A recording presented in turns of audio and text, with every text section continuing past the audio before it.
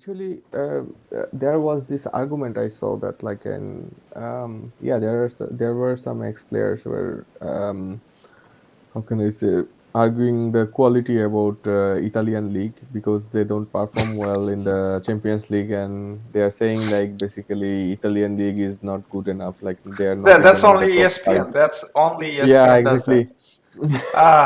They're the most outrageous and trash people that talk about any other league or anything. Like someone like Frank Leboeuf or Jan. I don't even know.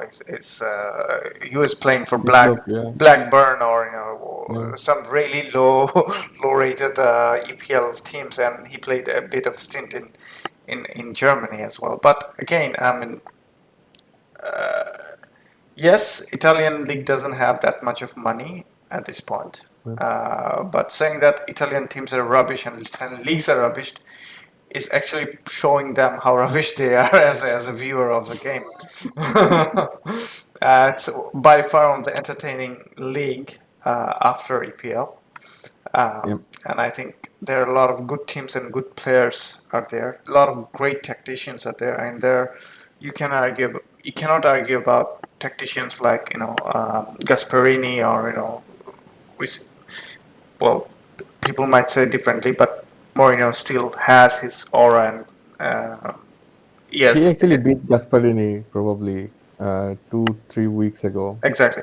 As It well. was a really entertaining game. Well, yeah, it is. I'm not going to game by game. I'm even talking Yeah. about some of the technicians and tacticians are there.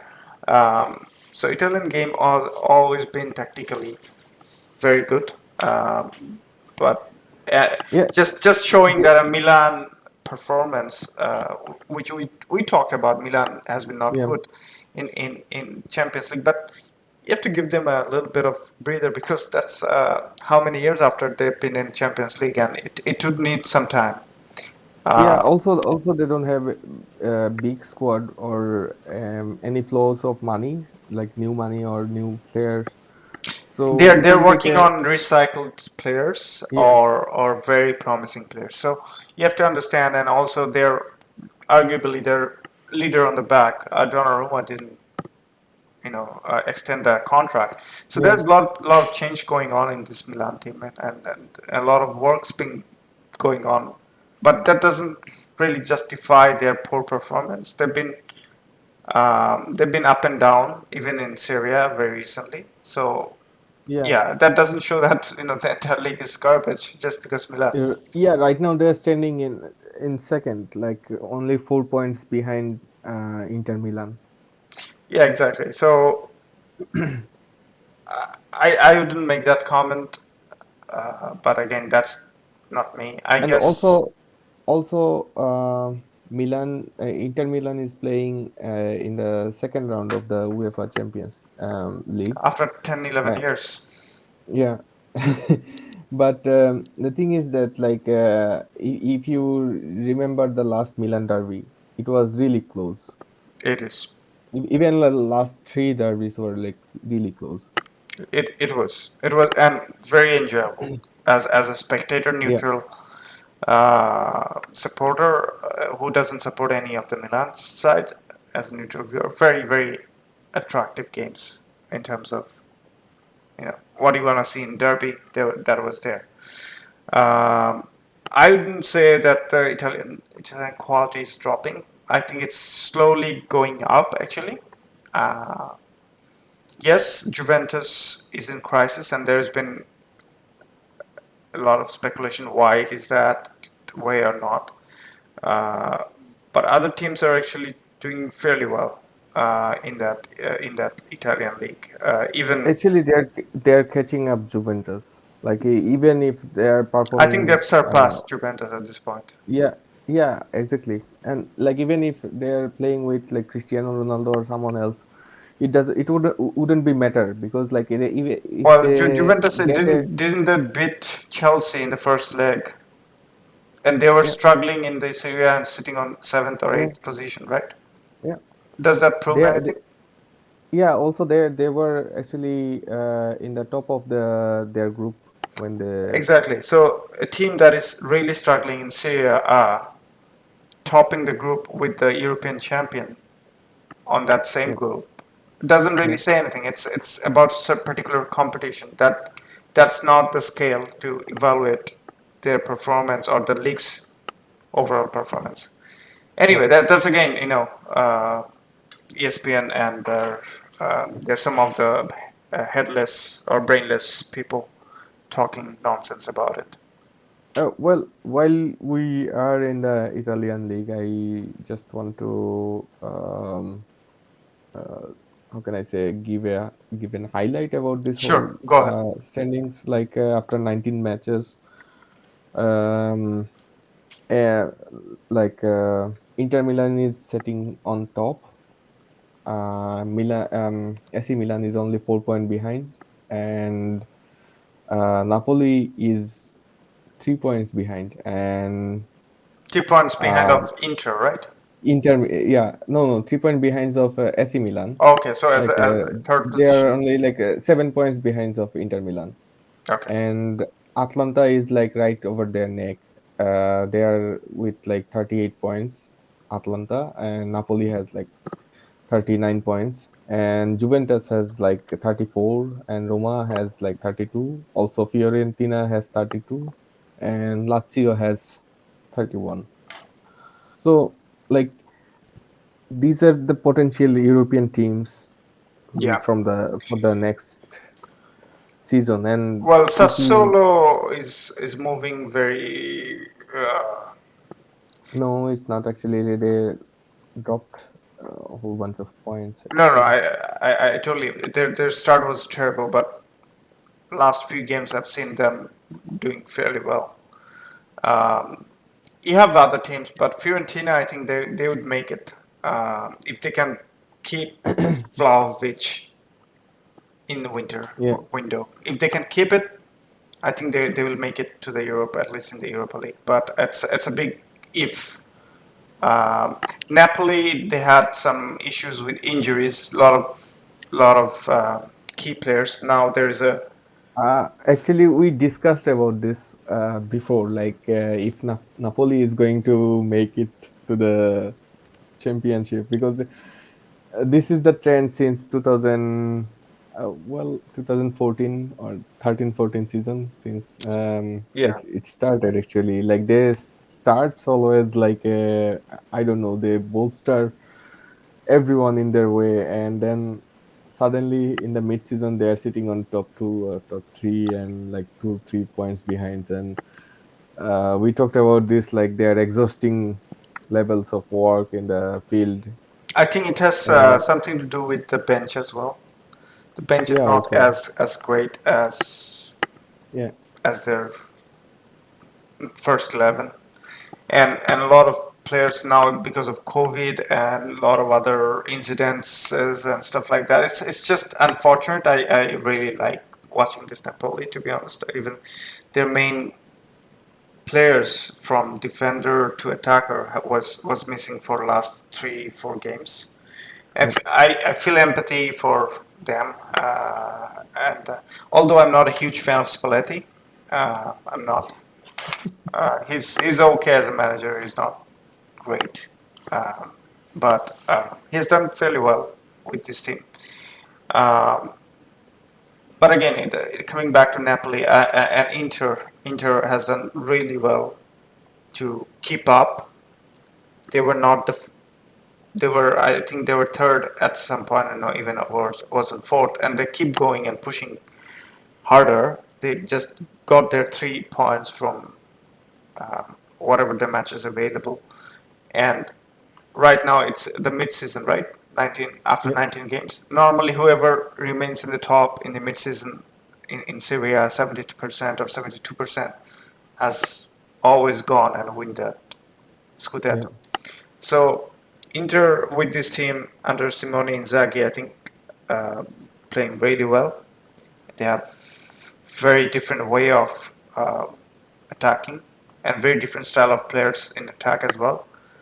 Um, and they're proving to be very clinical. And I have to give you a bit of shout to Lautaro Martinez as well, because a lot of people in last season was crediting Lukaku for winning that Yeah. Scudetto. And Lautaro was more seen as a helping hand, but this time around he's been anything but sensational for Inter in terms of running and creating an impact, especially in Oh, yeah. Serie A. Yeah. Exactly. While we were in the Syria, do you think like Vlahovic will stay? Because there are some rumors going on Well, with he's 21 keeping him. and scores a lot of goal. Yeah, Uh, he scored already 16 goals. yeah, no, it's and he's just very recently done a hat trick. I think this Fiorentina team is Yeah. very different than the Fiorentina that was a season ago, with a lot of elderly players, veterans were there, and they have changed it to a very young side. Nico Gonzalez came in, and that team took. Mm. They had always a very solid midfield, um, but with the fresh attacking players, they've been very good. Vlahovic, the good thing about Vlahovic, he works hard. He's very good on ball. He can he can hold the ball. He can run. Um, he has a lot of strength to hold the ball against any defenders. And he Even like with two, three defenders, he yeah did it sometimes. Like it feels like watching a white Didier Drogba or e- something like this. exactly it does. Uh, he and even at some point he's actually better than Drogba. I think he always shoots. If you if you notice, he seldomly misses the target. He makes keeper Yeah. save it. That's what I was noticing about Vlahovic. He's always want to be in target. Uh, um, Yeah, also T4 IRL has a video about like players who are performing overperforming or underperforming, especially strikers, like overperforming or underperforming, and he was like right on over the how can I say where he's supposed to be, like where he right over this line, and he's like performing, how can I say, uh, a little bit more expected probably, but like but he considering was he's playing for like his Fiorentina or number was something. 60, 70 million or 50 million around that. Right now, I think Fiorentina is asking for 100 at this point. So Yeah, they can ask for 100 actually. He's only 21 years old, and he's playing for like a team like Fiorentina, who's like 7 or 8 in the league, and he's the top scorer in Serie A, so he yeah, can ask he's the top that. scorer as well as. I want to give a shout out to Hellas Verona's Giovanni Simeone as well. Yeah. He's been in very good form as well. And Giovanni Simeone always works hard.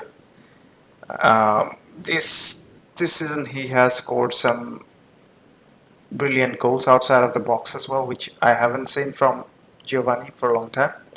So I think anyone was eyeing for a striker at 10 million, 15 million. He's doing very well.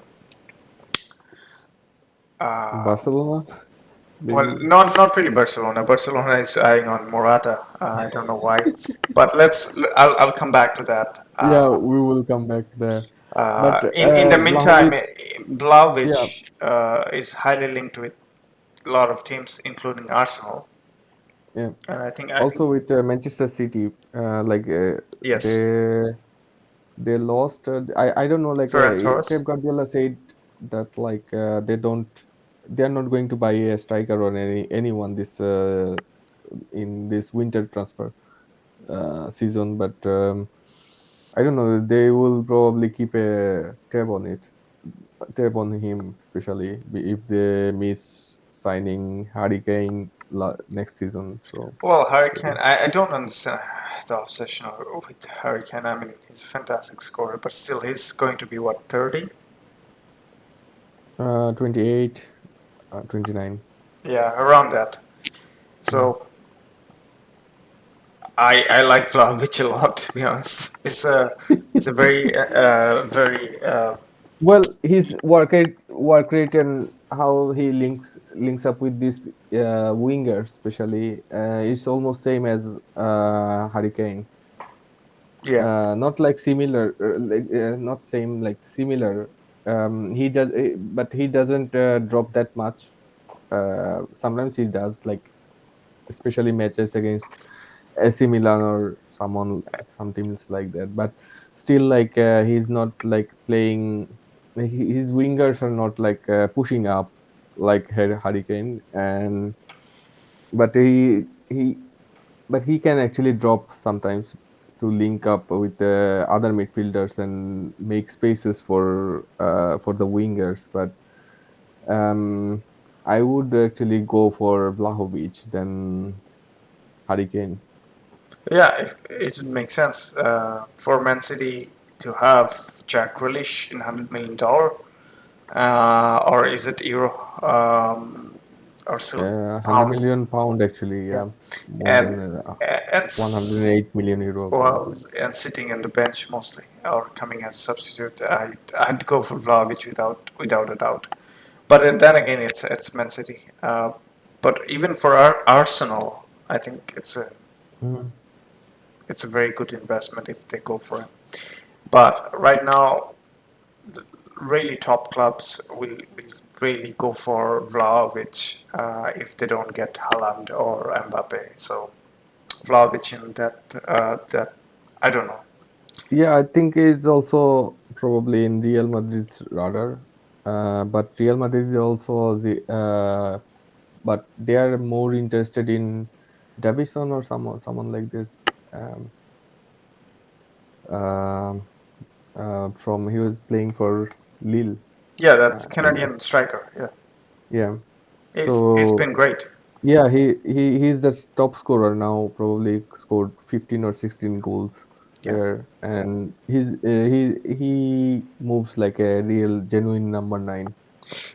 very So very efficient striker. If you haven't seen uh, a lot of Lille's game, should watch. Is one of the major reasons Lille has been fairly successful last season as well as this season. He's been prolific. yeah. Even for Canadian national men team who have gathered the most points in FIFA ranking, uh, a huge shout out is for David to go. But yeah, coming back to Vlahovic, I think he's going to go in a bigger team very soon, and that's the challenge for Fiorentina to be happy with 100 million or just you know chasing the European spot without Vlahovic. So that would be interesting to see. Well, I would say like selling him on his prime would be a nice touch for them, especially. Well, they definitely Like want to sell them, but yeah, they definitely yeah, want they to. can actually buy 10 more players like Vlahovic, which can actually depth like Well, make some sort of depth technically in they the cannot because Vlahovic is actually came from their youth system, right? Fiorentina's youth yeah. system. So uh, they've worked with Vlahovic a lot. There's been a lot of work gone on behind the scenes. But um, yeah, I mean, obviously they would take it if. Well, also like they can copy the policy of Salzburg or Leipzig, like how they manage players. Like for example, um, uh, who is the Barca player who moved to Malmo. Sorry, the Leipzig? Olmo. No, no, no. There No, was Leipzig another. Moriba. Yeah, Moriba. So Okay. like yeah, they can actually like borrow players from big clubs who are actually supposed to performing a little bit more, but they are underperforming or not getting enough match days. So they can actually go for that. Like nowadays, it's sort of like a big investment But for I mid think level clubs. Fiorentina. I don't think yeah, goals has to come from somewhere else because Vlahovic is scoring so many. But I think creating creation wise, they have Nico Gonzalez, who's been very Mm. underrated. we don't talk about him because we don't see him Yeah. on the score sheet. His inclusion have changed his team, and they've always, I repeat, Fiorentina always had a very capable midfield. Um, but again, they have to find someone if Vlahovic goes. And I really wish them to get back into Europe ahead of Juventus if they can. Well, let's see how But it goes for them. how do I you don't know. rate Juventus struggle, although they were winning last few games? Okay. Like the thing is that like the it feels like there are so many stuffs going on like around them, around the whole team. Like players like Buffon. He's not playing this season for Juventus, right? Right. He's went back to his first team, Parma. Parma, in the second Yeah. division. Yeah, Yeah. So like he was saying some comments about Cristiano Ronaldo, also Kellini. We discussed about this stuff, and yeah, I think there also like there are rumors like they're trying to let go of Paulo Dybala. maybe. Uh, yeah. So not maybe it's a strong rumor actually. This guy, I saw that tweet actually. So it's a strong rumor, and the players admit when the players admit that they had some sort of like identity crisis going on. So it it must be something bigger than Cristiano Ronaldo or someone like squad player or someone Well, like I look at it very from management perspective. If you remember Mhm. all the free players they bought in the midfield, Yeah, like Ramsey, the French midfielder, Rabio. Rabiot, and a lot of those to replace Yeah, Marchisio and other players. yeah. Arthur Melo. Yeah. Exactly, and also they had, if you remember, Morata played with Tevez when Tevez was there under Conte, and Mhm. then left, and Morata goes back and comes back again Juventus. I don't know. Juventus and Morata is still a better love story. Um, um, and then obviously Cristiano was a big brand, and all of a sudden he was available. So Juventus, from business perspective, they have taken that. Okay, let's bring Cristiano and have that impact. A superstar. Juventus pre Cristiano was always a team oriented players. Yes, there was star like Paulo Dybala was seemed as a star. There was Gonzalo Higuain at that point. Uh, he scored a lot of goals for Napoli at that just before that, and also there was Mandzukic, very hardworking striker. Now coming back to Juventus, there was not really huge star. I mean, yeah, you can say Chiellini, Bonucci, there's Claudio Marchisio, there was other players, but after Carlos Tevez left, I don't see them having a huge star.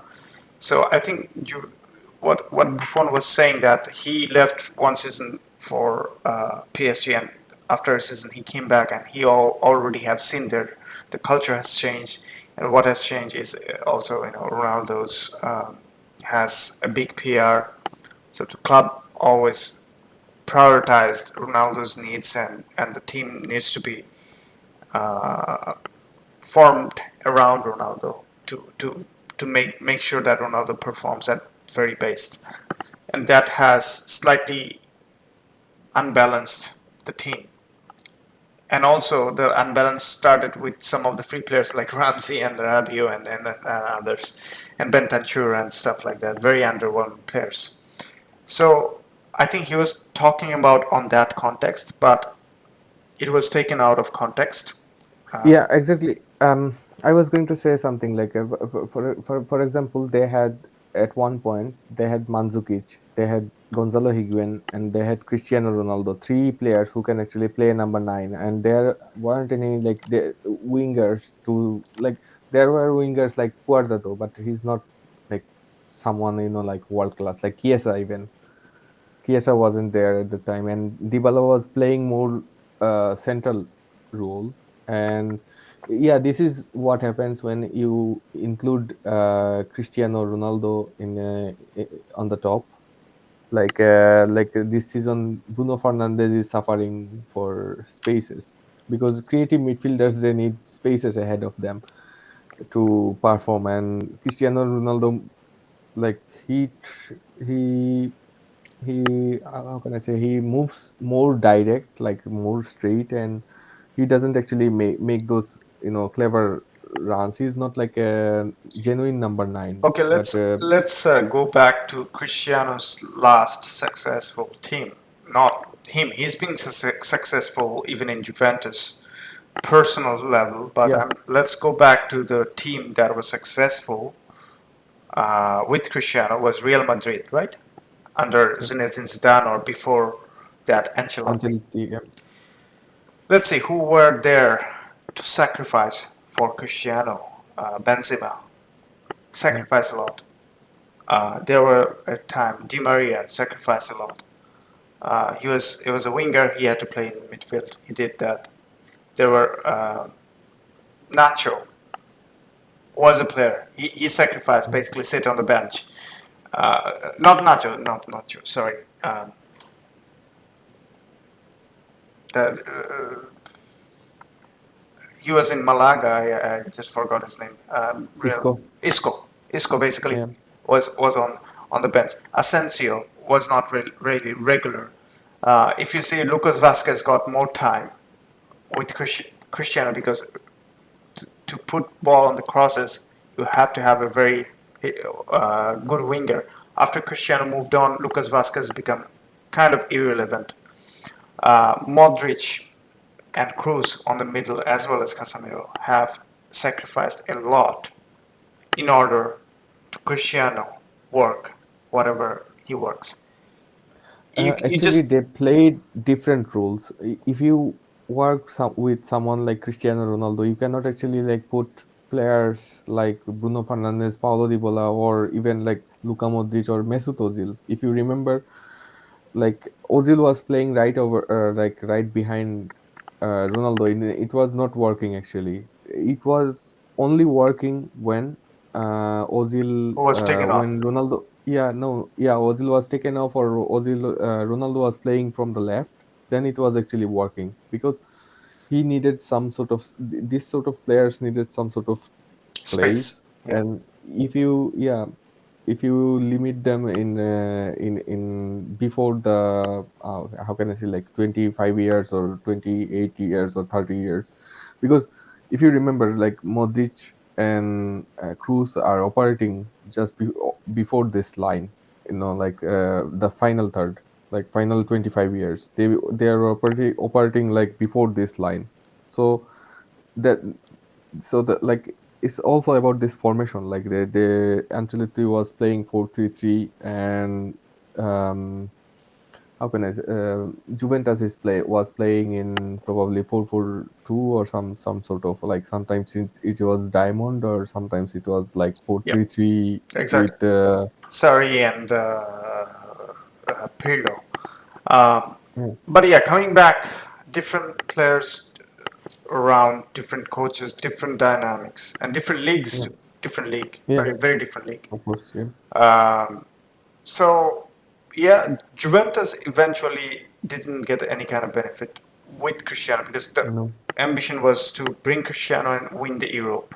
They didn't do it. Yeah, but also it also depends on their transfer policy actually, like I What? told you before, Yeah, and like also three strikers in the same, like same place. They don't need three world class strikers. it's not like Benzema who can operate on wingers. Yeah, Mandzukic, yeah, did a bit, but then again, I think there was a bit of clash on ego as well. mm, But eventually, yeah, I don't personally. I don't think that Juventus move for Cristiano was helpful for them as team in the long run. I think they have destroyed their lot of money burned and resources, and the team is going through some sort of dip to come out again because and also the coaches they have appointed a very different kind of coaches. Also, like right now, they have players like Moisekin, who I would always put again before Alvaro Morata. Anyway, any I sort of think I think situations, I will Juventus put him. is also lined up with Mauro Icardi. They like Icardi a lot. Yeah, it's understandable. Also, like he is not getting any game times there, and also probably he's heading for a divorce, probably. I And don't I don't there I don't know.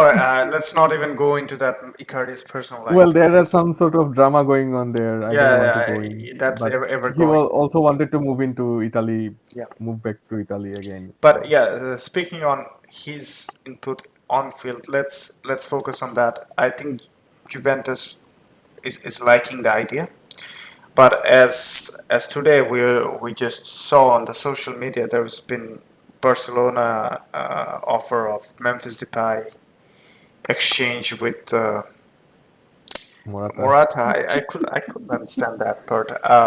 Maybe I don't know how to explain. Like at this point, I was thinking if I'm Alvaro Morata, I've played in Atletico Madrid, I've played in Real Madrid. Now Barcelona is missing. I guess they're trying me. Um, but yeah, again, let's talk to a different space. But for Juventus, it makes sense to release Morata and get someone else. Yeah, of course. But the thing is that I wouldn't actually, I would actually at least give some sort of time, game time, especially with Moise Kean, Yeah. because he's a brilliant striker. And he's not getting enough game time ahead of Morata. So I don't know, like what's going on with that. It's also like it's not only about Cristiano Ronaldo or anything. It's also about their policy, because you don't need three strikers in the same team. You don't need like players like Ramsey or Rabio, who's Yeah. I don't know, Bentancur. or Arthur. Uh, Arthur Melo. you don't need, yeah, you don't need them actually in your team.